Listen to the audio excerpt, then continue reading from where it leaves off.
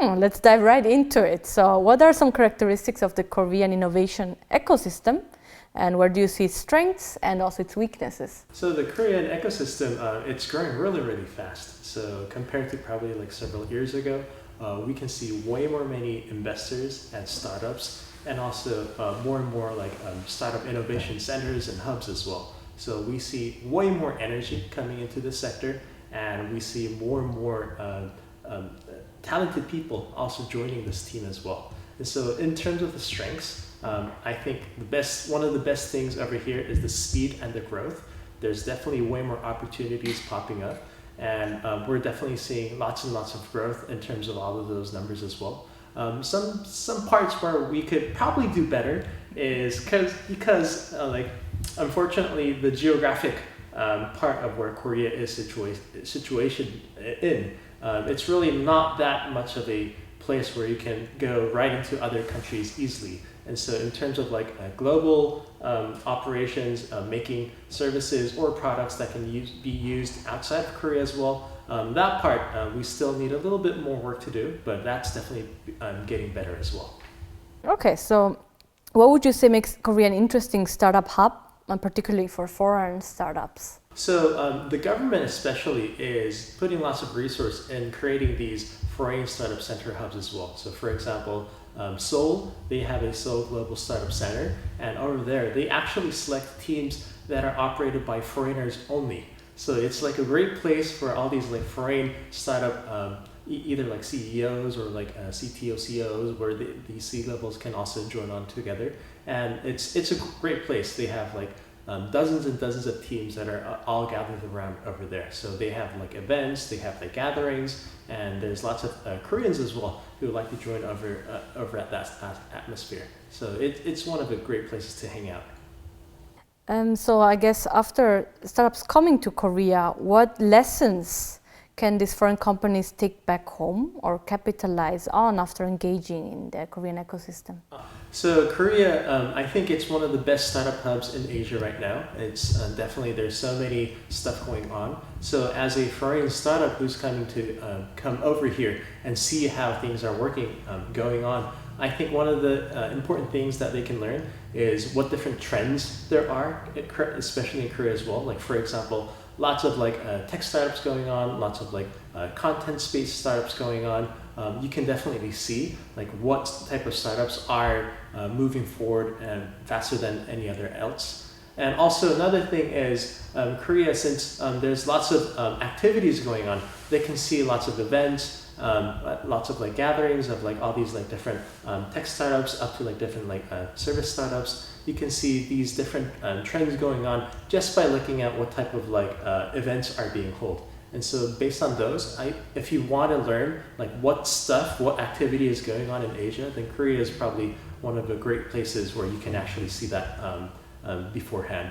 So another weakness is, even though the overall activity of startups is getting higher and higher, still there are some, I would say, like tendencies where lots of the startups are trying to focus on a few specific areas. So for example, let's say like AI is becoming hot, then lots of people are trying to move on into the AI industry. If blockchain is going hot, then that's another case as well. So I would say it's a little bit less diverse, but still lots of people are trying to do whatever that they feel free to do. So I would say that's another little bit of a weakness, like that diversity part. Mm-hmm. Maybe that we can go directly to also what role maybe the government plays in that. I think the fundamental part where the government is trying to help a lot with is trying to give out that opportunity so that people can set up their own ideas way more easily. So for example, lots of startups, they have hard time finding either like funding or either room for their own businesses. So those are especially two areas that the government is trying to help a lot with. Like for example, there's lots of like startup centers where they give out free spaces for teams up to like one person teams, or like even like 10 or like more or people teams. There's lots of startup spaces going on like that. And also there's these like good like packages given out by the government. It's called like startup packages, or like founder packages. Like it's called something like that. And these are like good, I would say, like startup packages that have like few $1,000 up to like few tens of thousands of dollars, where each founder can actually bootstrap their business and start going on with their idea. Let's talk about the investment side of the startup ecosystem. So what are the players? Maybe you can share. So if we compare with probably like 10 years ago or so, there weren't that many venture capital firms here in Korea. And for those that were here, it was usually for way bigger check sizes and for like way later stage startups. So for example, any like really early stage startup would still have a hard time trying to find a venture capital firm that could back them up from the seed stage. But nowadays, that's totally different. Now, I would say personally, the speed of the growth of startups in terms of numbers is actually less than the speed of the growth of investors in terms of numbers. So there's way more investors popping up in the market nowadays. And because of that, the competition over there is also really strong. And so all of these investors, VCs, like they've been moving more and more downwards towards the earlier stage. So there's so many seed stage investors right now, and also traditional VCs that usually started investing like starting from like Series A to B or upwards. They're also moving down to the seed stage as well. And so if you're a startup, then relatively, even though it's not always like easy to do it, but relatively, you're going to be having a better chance finding your seed money. Mm-hmm. Can you explain a bit more how you get? I mean, do you have to be in a certain program, or is it related to a certain sector? You know. Some VCs have their own thesis. Like for example, some VCs might primarily look into tech companies, for example. Or some VCs might primarily look into like content or like IT service companies, or even way more different industries. But usually the Korean VCs, even though they have some like somewhat like primary targets, they usually still invest in general. And so if you're looking for a VC, then first of all, there's lots of programs where the government can actually hook you up with these VCs, with these like networking events. Or there's lots of like startup centers where the startups can actually ask and apply for these interviews, or either like these office hours where the VCs come in. And so you can actually meet your VCs that way.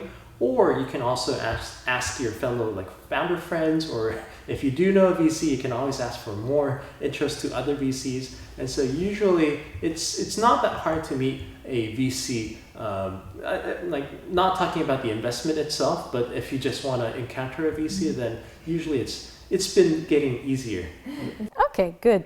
Maybe let's move on to work culture in Korea. The good things and the negative things, maybe. So I would say Korea, like in terms of like work-life balance. So it's not that bad. So I think it depends, but I still think if like for those like startups where it's really going fast and it's really growing up on a different pace, then those startups, they still have a somewhat, I would say, like a no balance type atmosphere. But I think the people over there actually enjoy it, and that's why they go over there. So for these startups, for example, when they advertise themselves, they already say, hey, we're not about work-life balance, we're more about making things done, making things like doable. And so people who enjoy that, people who enjoy their own growth, then they don't care about those balances. So they definitely goes for those startups. But other than that, if you still want to explore like outside of your work, then there are lots of startups that do appreciate your work-life balance as well. So I think it really depends on which startup that you're joining. Okay, now about you. What interesting personal, professional experiences do you want to share here in Korea? Maybe depending on you can go as an ex-VC, but an ex-associate, but also as a co-founder of a startup. So yeah, so after starting my own company, it's been my first time doing this. So there's definitely there's been lots of stuff that I did not know, and so during this journey, there's like tons of stuff that I had to get help for, whether it be like advices from like other founders that have already done this, or any other intros or networking helps. And so over here in the Korean startup ecosystem, there's tons of people who have actually experienced this beforehand. And so there's lots of serial entrepreneurs, for example. There are even entrepreneurs who have sold their companies to non-Korean companies as well. And so I think the overall spectrum of experience in whole of this Korean startup economy, I think it's been getting wider and wider. And so you probably will be able to get more different types of help in the long term, because there's lots of people bringing over lots of different experiences. And so that's some interesting stuff that I did get lots of help from. Mm-hmm. Mm-hmm. Maybe before we wrap up with how the Korean startup ecosystem is heading, where it's heading in the next 5 years, maybe we can first talk about how COVID maybe changed the startup ecosystem. Maybe you want to share something about that? Yeah.